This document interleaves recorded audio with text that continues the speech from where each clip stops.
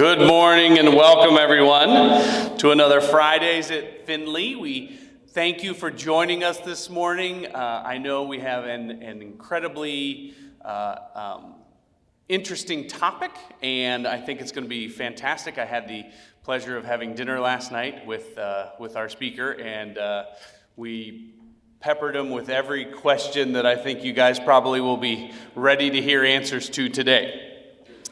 I'd like to begin with asking you, as the commercial says, what's in your wallet?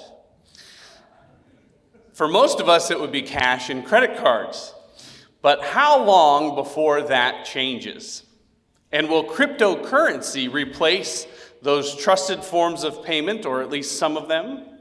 Today, we are pleased to welcome Andrew Burchwell, Executive Director of the Ohio Blockchain Council, who will be discussing cryptocurrency, its origin, uses, security, and future. I want to say quickly here before we go any farther, thank you to West Banco, our sponsors for the Friday at Findlay series. We have a few of them with us today. Would you please stand and receive some recognition? Thank you for your sponsorship.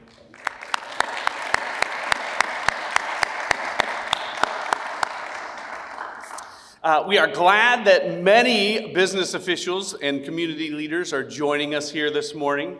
The University of Findlay is very proud of our College of Business.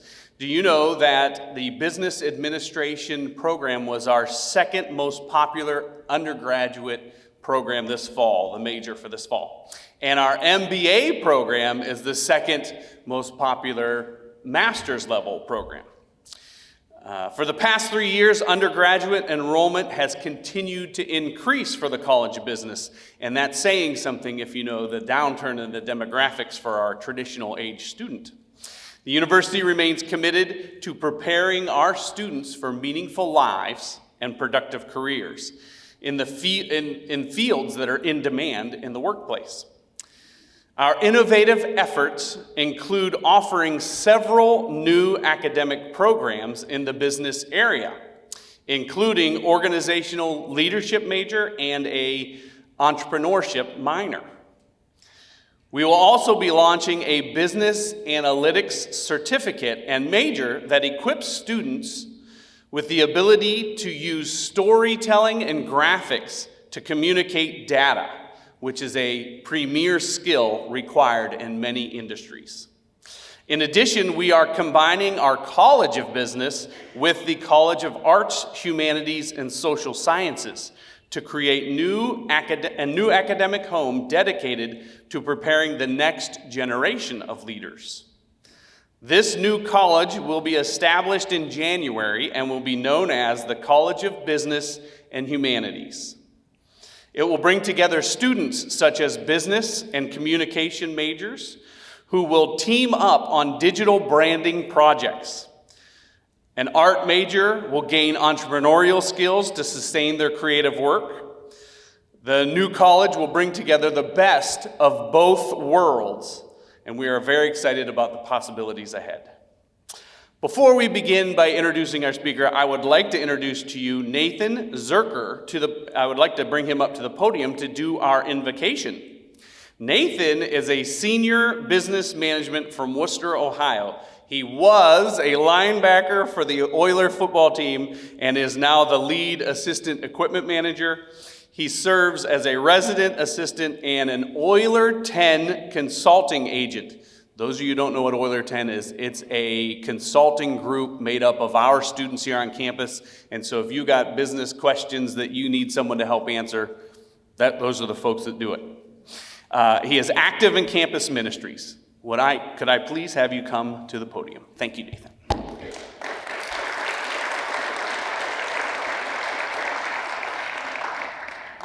Good morning. It's great to be with you all again today. Real quickly, if you are in town tomorrow at 1, come to Donnell. First playoff game for the Oilers, so we'd love to have you there. We're playing Minnesota State, and we need all the support we can get. So let's pray. Heavenly Father, we come before you today just thankful that you have breathed life into our lungs again today. We're thankful for the opportunities that you are going to present to us, the ways that you're going to stretch us and challenge us. Father, we know that you are creative as we look through Genesis and see the way that you shaped man in your image, and you never stop creating, God. So we thank you that you give people innovative ideas, and we thank you that you give people like Andrew understanding of how these things came to be and can better explain it to us, Father. So I ask that you speak to us today. You let us better understand what's happening in our culture. And Father, we give you all the glory and praise. In Jesus' name, amen.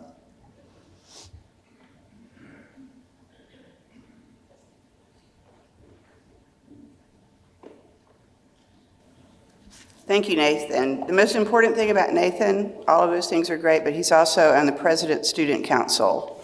So we are guided, I am guided well by Nathan and others.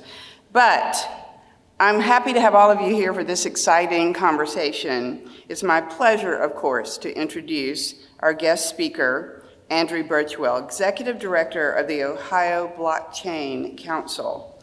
I also want to add my thanks to West Banco for your ongoing support of this event every year and of the University of Findlay in general. You have been a great community partner.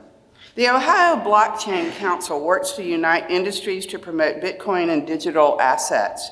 Their mission is to make Ohio a leader in innovation in the field. And I think after you hear from Mr. Burchwell this morning, you will believe that we will get there. Their mission will become reality, and I'm very proud to be in Ohio with them. An Ohio State University graduate, Andrew has over a decade of experience advancing energy technology and commercialization, infrastructure development, and public-private partnerships. He also has managed public-private partnerships across government and NGO partners, including the Department of Energy, Department of Defense, and the World Bank. He sounds almost like a Findlay graduate to me, but I think he went down south. Also joining us is Brandon Miller, our own Assistant Professor of Finance and Economics at the University of Findlay, who brings an impressive background as a risk analyst and digital strategist in finance, and he will moderate the discussion. So now please join me in welcoming Andrew Burchwell and Brandon Miller.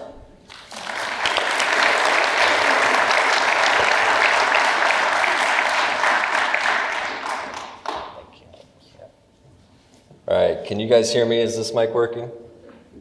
Good? All right. Thank you all for being here this morning. I know it's early, trust me. I know that quite well as I'm the one standing up here and expected to educate you all on a topic that is confusing, complicated, mysterious, maybe a little dangerous, depending on who you ask.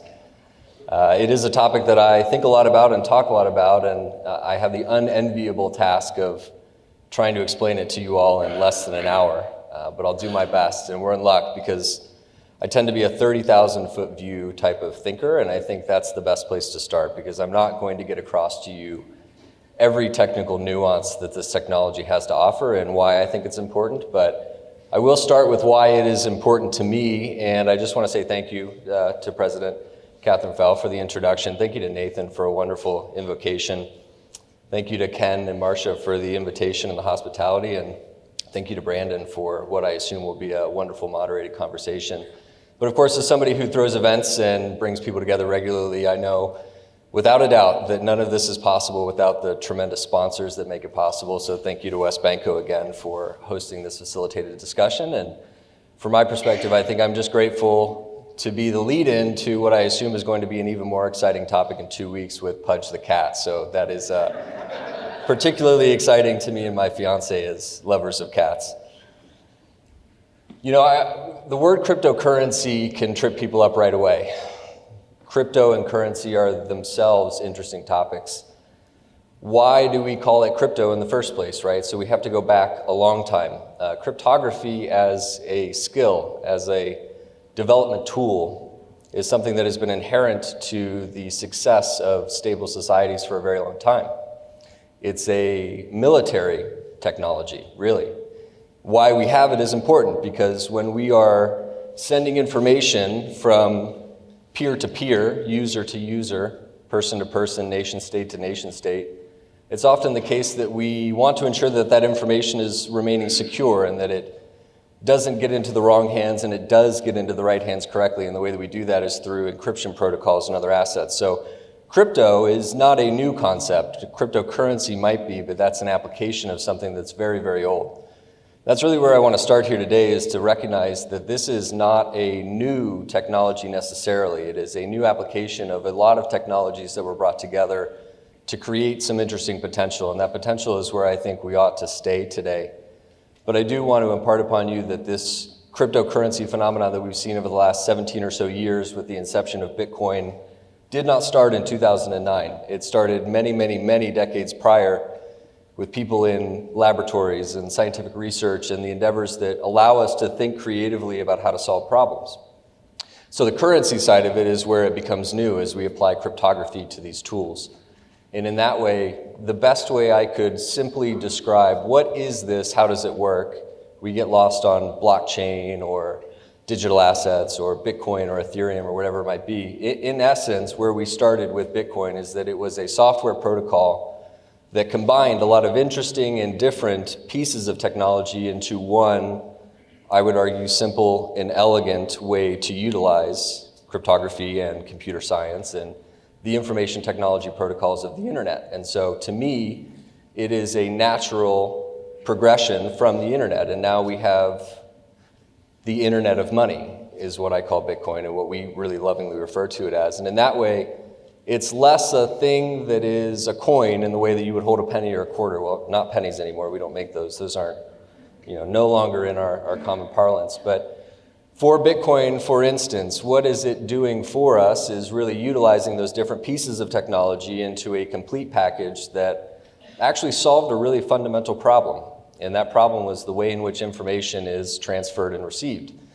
And so when we do that in the language of money, we know that our wonderful traditional banking system performs the task of ensuring that when I send information, read money in this case, to another person, that money gets to that other person and that I'm not also taking that same piece of paper or function of unit of currency and sending it to a second person. And in doing that, I'm ensuring that I'm actually having final settlement of that transfer of money. Bitcoin does something that our traditional banking system has been doing inherently for hundreds, if not thousands of years, I would argue, in terms of currency trade and settlement.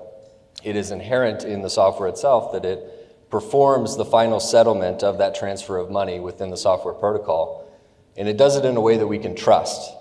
And that word trust is essential to what we're really talking about today. How can I trust that my money is being sent correctly, received correctly, and isn't being corrupted by certain aspects of, monetary policy or human nature, whatever it might be.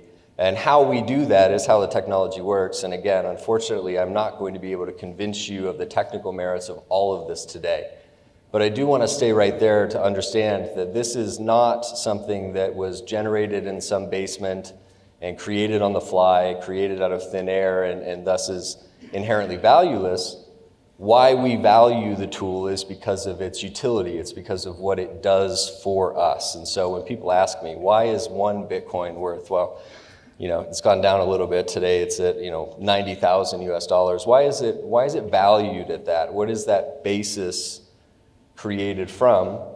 And my argument is that value is created from the utility that it provides. It does something for us in a way that is new and interesting. And I would argue the merits of the system are that it is on net, cheaper, faster, and more secure.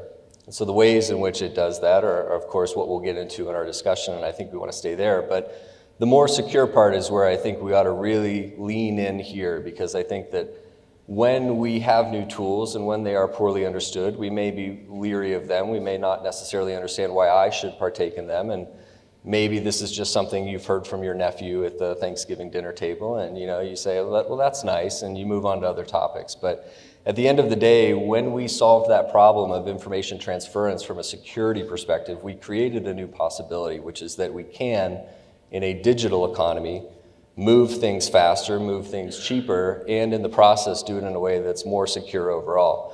And that's not to say that the banks are the old way. I actually think the banks have a responsibility inherently as trusted partners in the community to ensure that these tools are utilized correctly and that people are not harmed in the process. And so from my perspective, we have this ability now to do this, and now it's up to us to understand why we should use them and how can we be sure that when we use them that we're not going to be hurt in the process. And so really, where my background comes into play here is that, as was mentioned, I spent 10 years in energy technology, and it might not be obvious at all why I ended up talking about cryptocurrency if I spent my career in energy, but I will say that what became particularly interesting to me and why I ended up here on stage, well, one, I think at the foundation, it goes back to what Nathan spoke to us about earlier. It was truly my faith in God that allowed me to see clearly what I saw as a potential for the future of people, the future of my community, the future of my state. And as the president mentioned, for me, why we created the Ohio Blockchain Council was because I believe, as a native son of Ohio, born and raised in Columbus, lived there for most of my life until 2 months ago, and thanks to my lovely fiance, I now live in Cincinnati, and that's a change, but it's still Ohio, and I'm taking it. I felt like Ohio was the place where we could seek to lean in to innovation, and we could lead the new frontier of these digital technologies in ways that we were looking at other states like Texas, Wyoming, Florida, et cetera, doing really well. And I said, we should be doing that here in Ohio. And so everything I've done for the last 4 years is to get Ohioans, and that could be the layperson, the average voting citizen, the stakeholders of government, the businesses of Ohio, to recognize that these tools are useful for all of us. And in that way, we should be thinking about how to adopt them. But the energy part of it is why it's important from my perspective, and this is particular to Bitcoin, and I think it's something that is missed amongst most people when they talk about a coin or a value of a coin and it's worth this in US dollars, et cetera. The security protocol of Bitcoin is inherently based on a foundation of energy and infrastructure that creates a defensive mechanism for the entire network that allows it to be extremely resistant to corruption, let's say. I wouldn't say anything's incorruptible. At the end of the day, human nature can always intervene.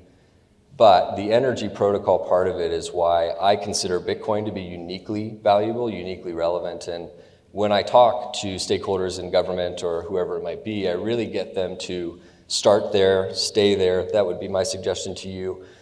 Don't get lost in meme coins, NFTs, fly-by-night, Melania coin, all of these other silly games that are being played. In an experimental environment, you're always going to have things that are tried and maybe not as interesting, and that noise tends to distract people from what's really relevant. And so in this conversation today, which I'm looking forward to, I want us to stick to what's relevant, and I would love to really dig into what makes these technologies unique, what makes them valuable, why I think that there is an immense interest in the future to utilize these technologies. And of course, I'll stick around after because I am sure, as is always the case, there will be plenty of questions and I'm happy to answer them. But I'd love to welcome Brandon to the stage so we could get this moderated discussion started because I'm sure there's a lot for us to get through. So please, Brandon, join me.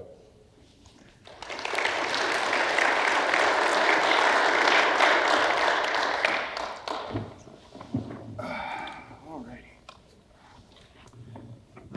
This mic sounds like it's on. All righty, Andrew, thanks so much for being with us this morning and sharing your wealth of information. I know everybody's excited about this. You mentioned a little bit about the history of Bitcoin. The first thing I wanted to just ask you is kind of unpack the idea of crypto versus blockchain. They tend to be thought of sometimes as the same, but blockchain has a wide range of uses.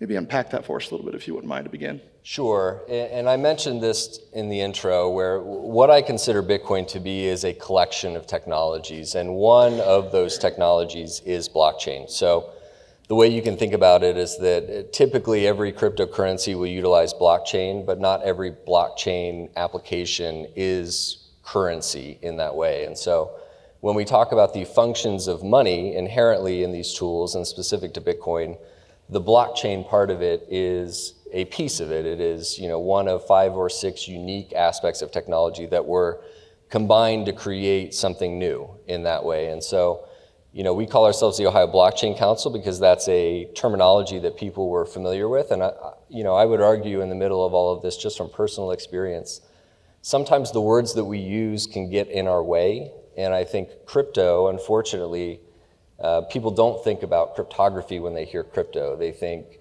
murky, mysterious, shadowy. There are these aspects of it that don't necessarily make perfect sense to people when we talk about what they are. So, when we talk about the currency approach, we're really talking about the way in which we can utilize and transfer and exchange and value monetary tools. But blockchain itself is distinct and separate, and it has other applications that are non-monetary and perhaps just more specific to information and the way that we store information. And people will always ask me, what is this blockchain thing? I just don't know what it is. And I don't mean to be simple, but ultimately it's just a really fancy database. It isn't actually much more complicated than that. It's the way in which that information is packaged, stored, and secured, let's say made resistant to change by the nature of the protocol, which has to do with the energy part of it, which is what we call proof of work and other aspects of that validation mechanism, which would be proof of stake or other types of proofs. So blockchain is a piece of cryptocurrency, but it's not the whole, if that makes sense. Yeah, I think that does. And so when we're talking crypto, we think of it as a security. We also think of it as a currency.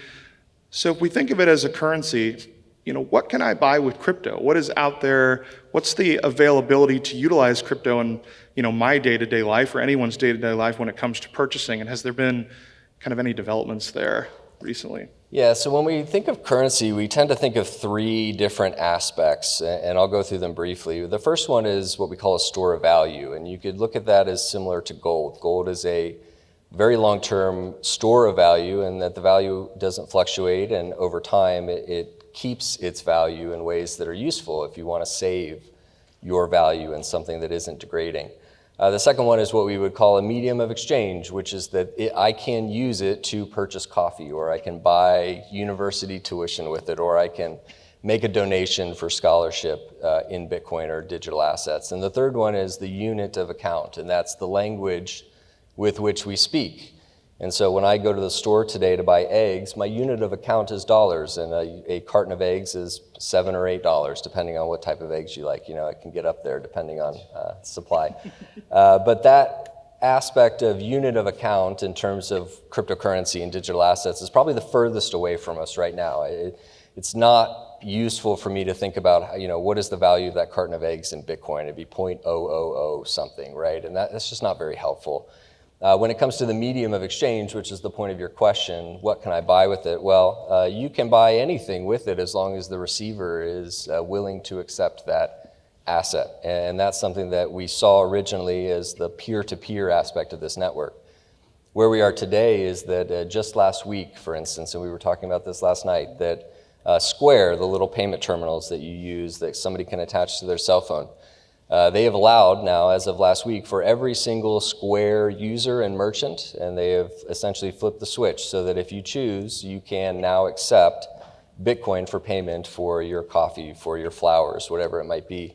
Now that is a choice, it's opt-in. I think that's a great start. What it will do is normalize this aspect of, well, I can do this, and then the question becomes, do I want to do this? Do I want to pay in Bitcoin? Do I want to receive Bitcoin as the merchant, for instance? And those are going to be choices that we make. This is the beauty of the system. It's opt-in. But that store of value part is really where Bitcoin today sits, and I think it's its best use case. And when you have something that is increasing in value year over year and on average, which is what we've seen historically, Bitcoin is the best performing asset of any asset class over the last 10 years. And I don't think it's close.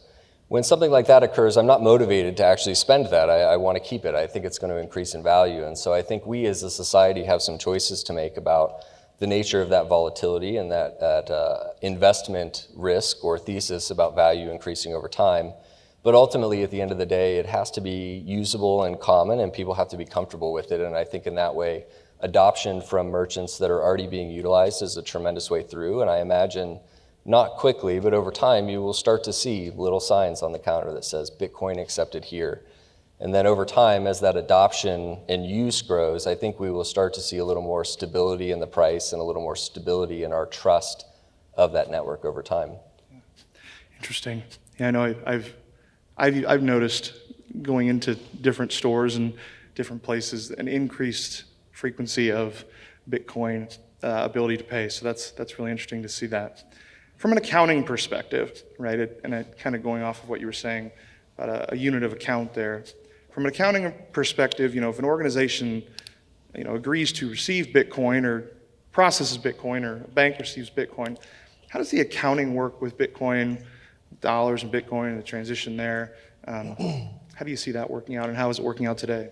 Well, it's gotten a lot easier. This is the good news. I think at the end of the day, we lived in an environment of regulatory uncertainty, and so in a lot of respects, it was risky to even attempt this in terms of keeping it on my personal balance sheet as an investment and ensuring that my tax person understands how to properly pay the IRS for anything that I earn. As it relates to some of the corporate accounting, right, we're already at a point where these tools and processes exist and are known. There is no uncertainty in terms of how I account for an asset on my balance sheet as a corporate treasury or otherwise. And in that way, the accounting process is fairly straightforward. And you can think about this a couple of ways. And unfortunately, we live in an environment where it's not treated as currency. It's treated as an investment like you would think of a stock or other things. But I do want to be clear, it is not a stock. It is analogous to in some respects, but they're very different. But in that way, when I receive Bitcoin, if you're to give me a Bitcoin, which would be very appreciative, and my time in Findlay will have been well spent. Be a big investment for me. I know how to account for that immediately because I am going to account for it as being received at the value in dollars that I received it in. So if I receive one Bitcoin, I've received 90,000 US dollars, and I account for it just the same. If I were to spend that immediately, there would be no capital gains tax burden because I received it and I spent it at the same value. If I were to hold on to it for 4 years and the price increases and then I sell it, then I have a capital gains taxable event, just like you would any other asset that you buy or sell.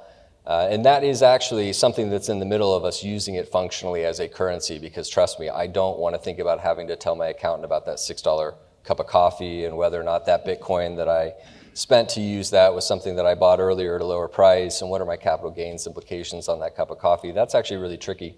And some of the things we're working on at the legislative level is to create some de minimis exceptions for the use of this as a minor payment for currency. I think those are bigger games in the longer term, but you're seeing that at both the federal and the state level. But at the end of the day, there are accountants that understand this quite well. There are crypto-specific firms that have been doing this for a very long time. I would say that's honestly the least scary part of all of this. The biggest issue is, why should I do this and why can I trust it and how do I know that when you give me that Bitcoin that it's not going to fall to zero and then you've just given me $0 and I have a much sadder drive home at that point. So luckily a lot of that is far more clear and it's gotten very clear over the last few years. All right, thanks for that. You mentioned price movements in Bitcoin. I'd be remiss if I didn't ask you this question. Over the past week in financial news, there's been a lot of buzz around kind of a recent drop in Bitcoin. It was sitting around 100,000 and I think it opens at 82 or something today. Mm-hmm. What do you make of that? Is it just a general kind of ebb and flow of the market? Is there something deeper there? What do you make of that drop recently in the value of Bitcoin? Every time anybody asks me about price, I have to just take a step back and say, look, I'm not an oracle. I can't actually tell you exactly why a price does a certain thing within a market. Markets are inherently of their own accord and behavior and sometimes irrational, but I would suggest that we've been through this many times before. It's just that when the magnitude of these price fluctuations change, it can look a little more daunting when it goes from 100K to 80K. And I joked last night, of course, we're all sort of hoping in this industry that we can have a pleasant Thanksgiving dinner with our family, and when price crashes, it just makes that conversation a lot harder for me. But where we are today is that price is, quote, crashed from 100K to maybe we're at 90-ish today. I haven't actually looked. I don't look. It's better for my mental health that way. But if you would have told me 4 years ago that we were crashing to 80K when that price was sitting at 10, 12, 16K, I would have laughed at you. I mean, that would just be a silly scenario. And I think we're just going to continue to see that over time. We've seen that historically through many 4-year cycles of this, which we've tend to seen price action behave relatively on 4-year cycles. And so the joke is, of course, in 4 years, when it crashes from 200K to 150K, the sky will be falling then too, and we're just going to be doing this over and over again.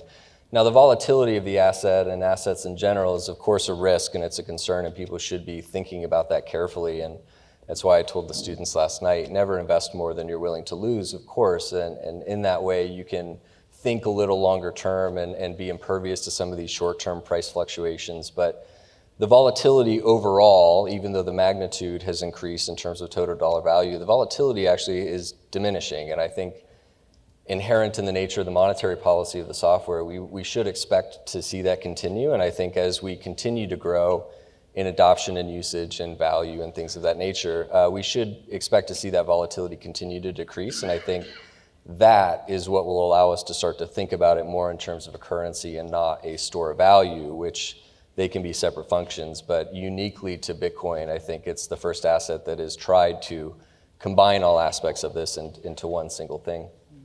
Yeah, and real quick, I think you talked about this a little bit last night as well, but Bitcoin trading at 90,000, 100,000, kind of an intimidating number for one Bitcoin. Can you talk just briefly about kind of the breaking up of a Bitcoin into smaller units, into something that's a little more approachable for us as utilizing it as a currency potentially someday? Well, we love to think in whole numbers, and that's helpful, and that's why dollars are helpful, because the whole units of a dollar allow me to think about things in terms of that price. With the one Bitcoin being $90,000, it gets a little harder, like I said, for me to think about the price of eggs in that denomination. The interesting thing about Bitcoin particularly is that the US dollar, for instance, goes to 2 decimal places. Like I said, we have the penny as the lowest unit of denomination for that.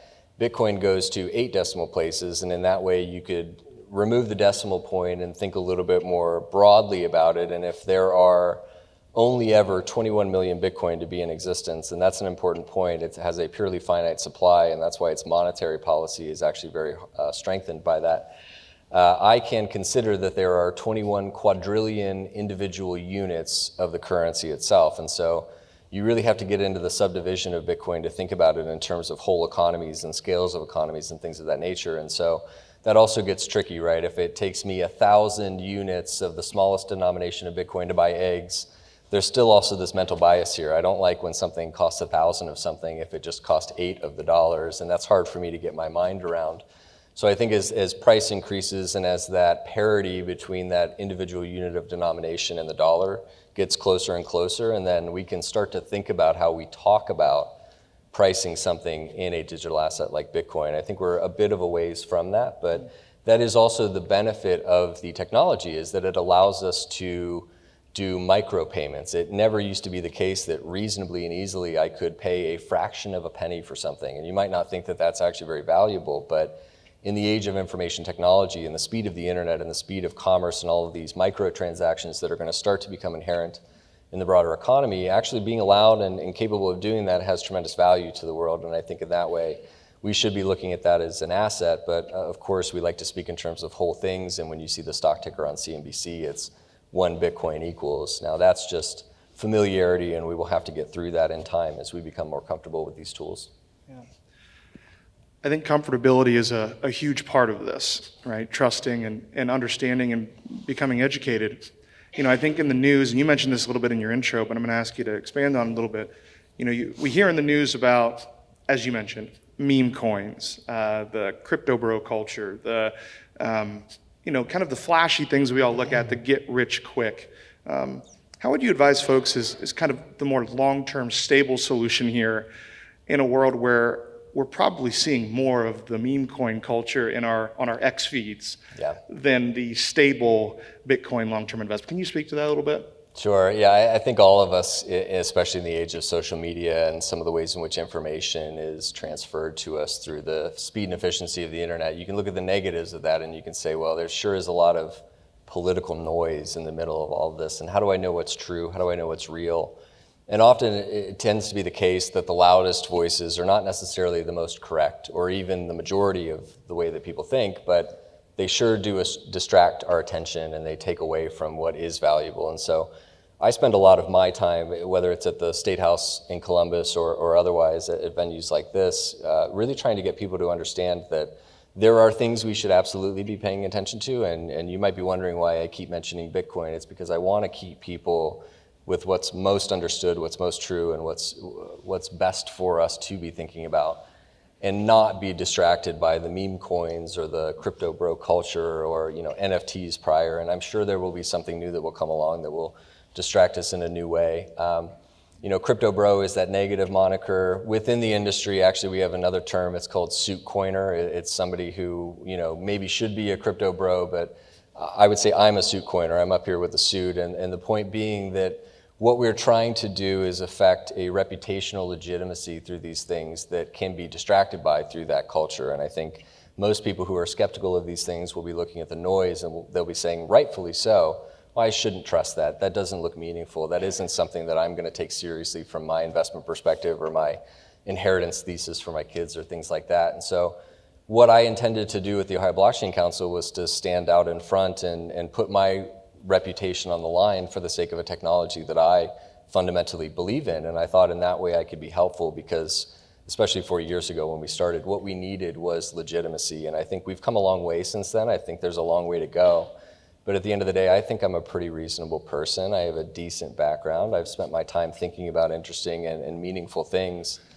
So I felt like standing out in front on this topic was something that I could do to be part of the mission of actually affecting a technology to move forward. And I think in that way, we have been able to make progress just by being legitimate actors in the regulatory space, in the financial framework space. You can now see Wall Street investing in these topics. We have ETFs that are legitimized investment classes that aren't the asset themselves, that make it easier for people to approach and invest in. And in that way, basically all we can continue to do is convince people there is something to pay attention to here. This is what I want to just hammer home today. There is something very real and meaningful happening here. I would argue that this technology is the most novel and meaningful application of information technology since the internet. And I would say it takes the internet even further. And look at all of us in the way that we use the internet today and think about 20 years ago. Could you have imagined smartphones and social applications and all of these other secondary layers of what was possible through the infrastructure that was developed in the internet? And I think that's the moment we're in with cryptocurrency, is that we're laying the tracks, we're setting the infrastructure in the ground so as to be ready for what's coming. And I think what's coming is frankly inevitable, and I think that's the task for everybody in this room, is to recognize that whether you like it or not, these tools are here and they're very likely here to stay, and it's up to us to figure out how we want to use them meaningfully, how to adopt them meaningfully, how to not get hurt in the process. And foundational to my thesis on that is that I believe that these are tools that are for the empowerment of people and of communities, and it's a way for us to think about taking back ownership and responsibility for ourselves and for our families and for our communities in ways that maybe have been taken from us in some respect by other aspects of global society and other aspects of the way in which we've moved goods and services prior to date. Sure. Thanks for that. And you mentioned at the end of their impact on communities. As somebody who's served on a city council for 6 years in a small town, community is important to me. As you know, right, the onset of data centers has become an anxiety for some folks. I think I told you last night that if we announced a crypto data center, my city council chambers would likely be full, and rightly so, of people with questions. Of course. So I want to take this to energy a little bit now. How would you say that the data centers and the infrastructure that supports cryptocurrency can actually enhance the lifestyle of the individual person in a small community, or anyone really that is interacting with these new kind of energy solutions that we're being faced with? Yeah, I think data centers are a hard topic right now for a lot of reasons. I think there are good reasons, and I would say to date, our industry, and we're not the only ones building data centers, I think ours are unique and interesting in ways that I can mention, but at the end of the day, when you develop anything in a community, you have to ensure that you're being a good steward of that community and a good neighbor, and sometimes that isn't always the case. And so, from my perspective, I look to good examples to say, how can we actually see what's already happened to speak to the potential of why a community should be interested in this? A good example in Ohio exists in Coshocton, Ohio. It's this place I've spent a lot of time in Eastern Ohio, and that is a town that had its primary employment through a paper mill. And in the age of digital, that paper mill went out of business. And so 500 jobs were lost, and largely the community was strongly impacted by that. And that facility ended up being a haven for illicit activity, and it was an eyesore, and nobody really wanted to go see it. And in that way, nobody was thinking about how can I bring my new manufacturing to that part of the world. There was seemingly no workforce, seemingly no potential for something meaningful to occur. Bitcoin mining is what we call the data center application of Bitcoin, and it's a horrible term, and again, words get in our way in that respect, but Bitcoin compute, Bitcoin data centers were brought to Coshocton, Ohio, and what they did was they cleaned up the old paper mill, they revitalized that part of town, they utilized the infrastructure that was already there to serve the paper mill, and in that way they were creating jobs for the community. They brought a tax base and revenue to the community that allowed the community to reinvest in itself, and at the end of the day they turned something that was a blight into something that was useful. Now our data centers specifically are unique because unlike a Google or an Amazon, our data centers are not chasing after high density cities with fiber interconnection. They're not chasing after the same electricity that we might be using for our air conditioning or our heat. And so when people worry about energy prices increasing, naturally it makes sense to start looking at data centers as well. They're taking all our power and they're raising our rates. Bitcoin mining is not like that because of the type of energy that it seeks. It seeks underutilized and stranded energy, and in that way it is actually using energy that would otherwise not be used it. And oil and gas is a great example of this. When I produce oil, sometimes that comes with natural gas, and sometimes that natural gas is very difficult to get to market. And so we just burn it at the source. We call that a flare. And in that way, we've wasted that energy, we've heated the environment, and at the end of the day, we've not made full use of the potential of the resource that's under our feet. And Bitcoin mining started to come in and say, well, actually, we could use that natural gas if you allow us to. And in that way, we were able to market a better product to the oil and gas community. We were able to not compete for general household electricity. And fundamentally, at the end of the day, our data centers are the protective and defensive mechanism against the corruption of the monetary network itself. And so they may seem like separate topics, but they're actually inherently one and the same. And the reason why I'm such a proponent of Bitcoin particularly is that it is largely the only digital asset of the entire environment of cryptocurrency that utilizes that energy protocol, what we call proof of work, to ensure that the network functions, to ensure that the network is not corrupted, to ensure that if anybody even attempted to corrupt the network, it would require them to take hold of 51% of the entire global supply of energy being utilized for this compute. So when people say Bitcoin mining uses a lot of energy, I say good, because at the end of the day, that energy is actually being utilized for a specific purpose that is very valuable. And I think on average, as we start to see the volume of transactions increase on this network, the cost per transaction, the cost of settlement overall for the total network will end up being far less globally than we spend today on our traditional system. And that way, the efficiencies are seen, but also the value to the energy infrastructure is valuable. And that's the message we try to impact and impart on the communities that may be curious about why they should want this in your town. And you may or may not know it, but you already have it in your town. And I would say you're lucky to have a really solid, publicly traded company with a strong investment and community thesis doing so here in Findlay. And I would say that's something that you should be proud of and encouraging of as we move forward into this digital economy. Wanted to tell the audience really quickly to be kind of getting your questions ready. I have a couple more questions and one or two questions left from me, and then we're going to open it up to audience questions, so be getting those questions ready. I wanted to ask you about your advocacy efforts. Talk to me a little bit about what you're seeing from a government perspective, whether at the state or national level, with regards to these issues. Are you seeing any new legislation that you find encouraging? Has there been any challenges? Talk me through a little bit of that. Yeah, well, we've come a long way. 3 years ago, nobody wanted to talk about this topic, and I do just want to reiterate, thank you all for being here, because from my perspective, it's tremendous to me to see anybody interested in the things that I have to say on these topics. It was tough sledding a few years ago, and I think now we're in a much different place, especially over the last year.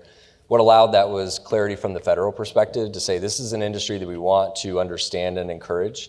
But at the end of the day, in a decentralized nature, which this information technology protocol is decentralized by nature, it always made sense to me that the lower levels of jurisdiction would be increasingly important in terms of how we take this challenge on. And so the state government was going to be valuable in this process. And so the work that we're doing at the state legislature right now, there are no less than 4 bills that are moving through the House that are related to this topic. Some of those have to do with the de minimis tax exemption, like I said, so that if I spend Bitcoin under $200 value, I'm not imparting a capital gains tax on that payment itself. We had recent movement from Findlay's own, actually. I've developed a tremendous relationship with Treasurer Robert Sprague, who is somebody that I think is a man of tremendous character and courage, and has realized that this is a topic that is inevitable, and thus we ought to make it that Ohio leads on this topic. And through his leadership and through many conversations with him and others on this topic, they, through the Board of Deposit recently in the state of Ohio, through the Secretary of State, the auditor, the attorney general, and of course the treasurer, adopted rules so that now if I file a business through the Ohio Secretary of State's office, I can now pay for that in Bitcoin.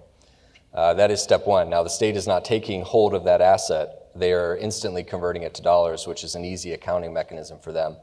Moving from there, we're intending to adopt processes so that the state can hold the asset itself for a number of reasons. It could be unclaimed property reclamation, or it could be other aspects of just trying to, from a revenue neutral perspective, bring those assets onto the balance sheet.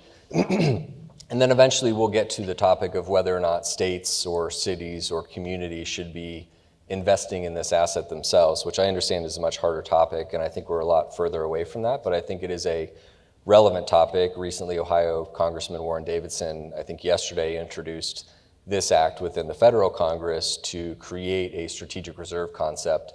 And at the end of the day, to me, the opt-in optionality of this is most important. So I think it's important that we allow ourselves the opportunity to do this. It is not for me to decide whether you as an individual or you as a community decide to invest in this, but it should be possible, and it is something you should be considerate of, I think. I have one last question before we open it up to the audience, and it's a selfish one as my role here as a professor.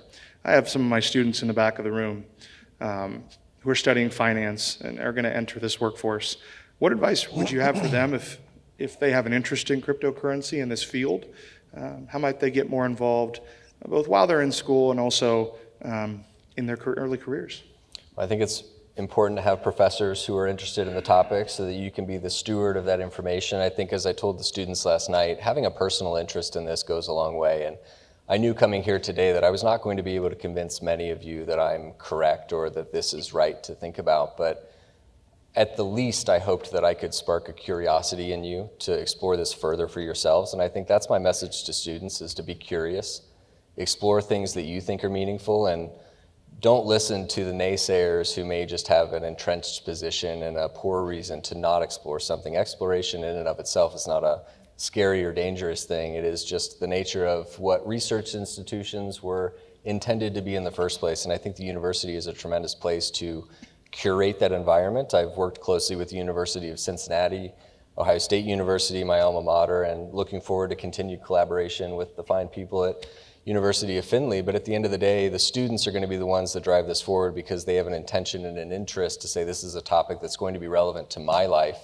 increasingly in the future. And in that way, start student organizations around the topic, host your own meetups, have an encouragement to the professors and to the staff to say, look, we want this to be a topic that we talk about, that we think about, that we explore, because this is going to require a workforce that is not there yet. And in that way, we need to be getting ready for these things now. I'm not suggesting that we're there today or we will be there tomorrow, but we need to be preparing for this future, which I would argue is somewhat inevitable, and in that way, in our hands to curate, because like any tool, these tools can be used for harm or they can be used for good, and we have a choice. And I think that is what makes me most encouraged about the younger generation, is that they seem like they are ready to solve the problems that need to be solved in this world. And I think in that way, we're all tremendously lucky. So from the leadership perspective, encourage your students to continue to explore topics that are new and interesting, even if you don't understand it yourself. And from the students' perspective, show up honestly, enthusiastically, and with authenticity. And I think that's going to take you far in life. All right, thank you so much, Andrew. I think now we're going to open it up to audience questions. There should be a microphone that is in the back, so go ahead and raise your hand, and she will come around and provide you the mic.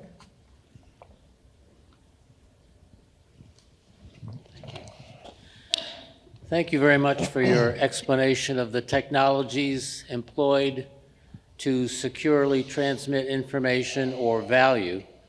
I gathered something valuable from that discussion. I'm glad. The piece that I don't quite get is where the coin comes. Ha. If we have a technology, sounds like a service, okay, we can use this technology to transmit value. why a coin, Bitcoin, or whatever coin it is? Yeah, well, if I could go back in time and have a talk with certain people, let me tell you. Like mining, I think, again, these words can get in our way. Coin is a popular parlance for the way in which we speak about currency, and I think in that way, and early on, I would imagine there tried to be some aspect of familiarity that could be utilized in this process, because ultimately there is no coin. There is nothing that I'm holding in my physical hand, and that can be challenging for some people. I would argue in this way, most of the dollars in the US economy and the global economy don't actually exist physically in real life, and that's kind of our challenge in this native digital environment, is to move from that old parlance to new parlance. In that way, there is no, you don't actually hold a thing. What you hold is the cryptographic keys to access a thing, and then that is the security protocol that makes this possible.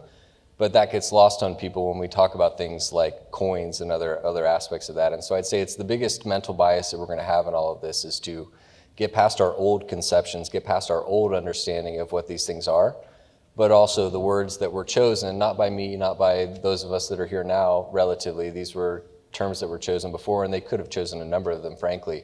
It will be challenging, I think, in the same way that in Bitcoin mining, people will come up to me and ask, well, how do you know where in the ground to look to mine for the Bitcoin? And that is, of course, not how it works either. And that is tough in a native digital environment, and I think it is our challenge. But at the end of the day, we speak in terms of units.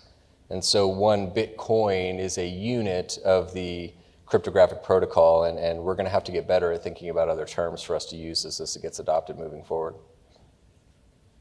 Other questions? Yes, you mentioned a little bit about oil and gas and your background and so forth. You talked about flaring Yes. of natural gas, as a release of energy and so forth. But you also said that you recover that somehow, or it's in the cryptocurrency arena, you somehow recapture that gas that's already gone, that energy that's gone. Would you explain that? Sure. When we flare it, it is gone, right? We're converting that methane to other emissions, and they're released into the environment. Now, that happens within a system of engineering at the wellhead where we're producing the oil and gas itself. So what Bitcoin mining has done, and through its flexibility and modular nature, basically we can take a data center, which could look as simple and as small as a single shipping container that's been retrofitted to have computers inside of it. We will take those data centers, those modular compute systems, we'll bring them to the wellhead, and instead of flaring that gas, we'll convert that gas into electricity using a generator or some other aspect of power generation, and we'll use that power to run the compute. And so in that way, we're not wasting that gas, we're using that gas, which would have otherwise been unmarketable. And in that way, actually, you solve a lot of emissions problems, you solve a lot of environmental permitting and regulation problems, and you've created an additional revenue stream that you wouldn't have had otherwise. And so we took this story to the natural gas industry 4 years ago, and we said, we have a great solution to a problem you didn't even realize you had, which is that you made a lot of money off of that oil, but you're not making that much off that natural gas. What if we had a way for you to make money off that natural gas and secure the protocol of the Bitcoin network and create Bitcoin as a result? And so we felt it was a pretty simple trick, and in this way, Halliburton has now created a service economy specifically for modular compute, so that they can take these to the wellhead and they can solve the flaring and emissions problem, and they can also perform the function of compute for the Bitcoin network. So we've come a long way. You mentioned that the Square point of sale units are now accepting Bitcoin. Yes. What is the mechanism that I bring my Bitcoin to that point of sale unit? Could you ask that again? I'm sorry. What is the mechanism, Mechanism. Today I bring Yes. my credit card to the Square unit. Yeah. How do I bring my Bitcoin? It's not just a credit card anymore. How many of you have used your phone to tap to pay? I assume a few of you have, right? The same way that works, basically. So in that Square terminal and through an application on my phone, I have access to my Bitcoin or digital asset. And when they choose to accept the Bitcoin option, I am simply using my application just like I would a Venmo or a Cash App, and I'm tapping to pay. And it happens instantaneously, just like a credit card would. Now, here's the interesting thing that I think all of you need to consider. Now, I've been talking about the scenario where I have Bitcoin and I give Brandon Bitcoin. There is another scenario that is uniquely interesting to the economy as it stands today, which is that actually I can choose to pay in dollars and the merchant can receive dollars, but we're using the Bitcoin network to perform that transaction. And that's the novel application that I think is most interesting right now, is that you don't actually need to touch Bitcoin as the buyer or the seller to utilize the network of Bitcoin to perform that payment and settlement. And that will be the game changer, because right now I can, and likewise I can choose to pay in dollars and the merchant can receive Bitcoin. And so that's a great way for us to avoid some of the taxable implications that it would otherwise be not usable as a currency. And so in that way, any merchant that chooses to say yes today can accept that Bitcoin, and you don't even need to pay Bitcoin for that to happen. You mentioned in passing about ETFs Yes. holding Bitcoin. How does an individual hold Bitcoin versus an ETF? And Yeah. as an investment, what's the difference and what's the best way, or how as an individual like me, own Bitcoin? Well, if I buy an ETF, I'm basically going to BlackRock or Fidelity, and I'm saying you, the entity, are going to take on the risk of custody of that physical asset. And in that way, I have some measure of security from losing my password or not having access. And in that way, you're creating an indirect ownership of the asset itself. What you're asking is, how do I directly own the asset? And that's as easy today as downloading an app on your phone like a Coinbase, or we have a company headquartered in Columbus, River Financial, that I would suggest for Bitcoin, that allows me to go in like I would any other thing. I can pay using my debit card and I can buy the physical asset. Now that not a physical asset, excuse me, but the property asset specifically of Bitcoin. And when I do that, that asset sits in Coinbase's third-party wallet system. And so technically they have access to, but not ownership to, the asset. I don't have what we call physical custody, primary custody of that asset. In order for me to do that, it's as simple as me getting what we call a hardware wallet. This would be a USB device that I would own personally. I would have at my house, and I would never tell anybody my password to. And I would transfer from that third-party application to my hardware wallet. And in doing so, now I have physical custody of the keys. I have primary ownership of that. And in that way, I would say that's the most defensible position, because the risk you have when you trust any third party is that some measure of instability might occur. We saw this with Silicon Valley Bank and other things earlier, in last year. And in that way, insolvency can be a risk, other things can be a risk. I'm not saying that that's going to happen, but it is a risk. And in that way, when I hold physical custody of the asset, I'm protecting myself against that risk. Now, in doing that, I'm taking on the personal responsibility of ensuring that I don't lose access to that passcode, or that I don't give that passcode out. I don't type it into a Google Drive document and then it's sitting on the cloud, right? All of these things are risk vectors that are worth considering. But at the end of the day, that's the trade-off I think that we have. But it also allows us, for largely the first time in a very long time, because we don't actually physically own dollars in the way that we think we do in that way. It actually allows us to physically own the property of the asset in ways that are uniquely interesting from a personal sovereignty and responsibility perspective. And I think we have time for one more question. There's one more. I think you just kind of touched on what my question was about security, how far that goes. And, in today's environment, you have passwords and so forth, and you're still worried about people scamming you. Yes. Could you go into that a little more in depth, perhaps? Yeah, well, fraud is inherent in human nature, apparently, and this is the unfortunate part. And so there's always going to be risks. Right now, you could get that scam phone call, and they could tell you that, you owe $10,000 to the IRS, and we need you to go down the street and buy Bitcoin at the local kiosk and send it to this address to ensure that you're fine. These scams happen in regular dollars. These scams will happen in digital assets and other types of currencies, and in that way, protecting ourselves against the vulnerability of people who would seek to do us harm is inherent in anything that we do. The security from a personal responsibility perspective is the hardest part, and I would suggest that this is where the institutional trust of banking is going to be important, because we're still, even though I can not rely on a third party, this is the beautiful solve that these technologies created, is that it no longer is required for you to trust a third party. I would suggest that most people are still going to choose to, and that that's okay. Ultimately, we pay people for the service of ensuring that we don't lose our lunch, and that's a good thing. And that is not inherent to the technology itself. What is inherent to the technology itself is that the protocol of software is secured not by other software and thus can be hacked, right? We don't have the concern that Bitcoin is going to be hacked. It's not a soft attack vector. It would have to be a hard attack vector. So the only way that my Bitcoin is going to get hacked is if somebody, like I said, corrupts, takes over 51% of the total global energy network of Bitcoin itself. And that, I would suggest to you, is almost impossible to do in the modern age. And so that's where the security from the protocol perspective comes from. Ultimately, I do believe we will still rely on third parties to ensure that that added layer of trust and security is there and that access is there, et cetera. But I will suggest to you that as long as we maintain what I call the stubborn optionality of that private ownership, personal responsibility, the inherent benefits of that decentralized technology will always be there to our benefit. And so even if 95% of people still choose to bank with a bank, I think that's good news for everybody, especially our lovely sponsors and everybody who thinks financially here. But also the software itself has a hard-coded mechanism of ensuring that we can do things in a new way, in a more secure way. And that is the benefit I think I'd like to leave you with here today. Join me in thanking our speaker this morning.